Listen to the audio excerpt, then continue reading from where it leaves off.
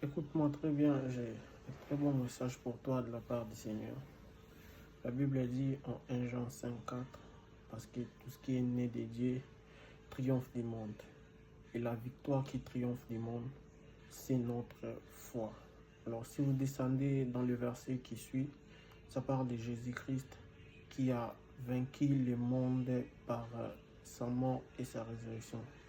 Vous savez, vous pouvez avoir la victoire en Christ parce que vous l'avez reçu, mais vous vivez encore dans la défaite parce que vous ne savez pas que vous avez déjà vaincu le monde par votre foi. Alors, si vous avez déjà accepté Christ comme Seigneur et Sauveur, c'est une très bonne chose. Mais si vous ne l'avez pas encore accepté, mais commencez par là, parce que la foi ne vient pas du vide. La foi, notre foi en tant qu'enfant de Dieu, vient de Christ qui est mort et ressuscité pour nous. Alors, la Bible dit, ce qui est né de Dieu triomphe du monde. Cette victoire qui triomphe du monde, c'est notre foi.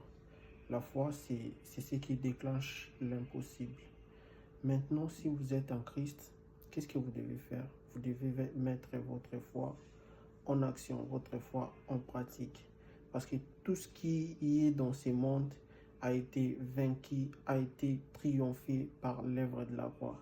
Vous êtes vainqueur en Christ. Vous êtes plus que vainqueur en Christ. Alors, à partir d'aujourd'hui, activez votre foi. Peu importe ce que vous faites face, peu importe ce que vous subissez ou vous rencontrez dans votre chemin, la Bible déclare, tout ce qui est né de Dieu triomphe du monde et cette victoire, c'est par la foi. Augmente votre foi par la méditation de la parole, par la confession de la parole de Dieu, par l'assurance de votre identité en Christ et rien ne peut vous triompher car votre foi triomphera toujours. Que Dieu vous bénisse.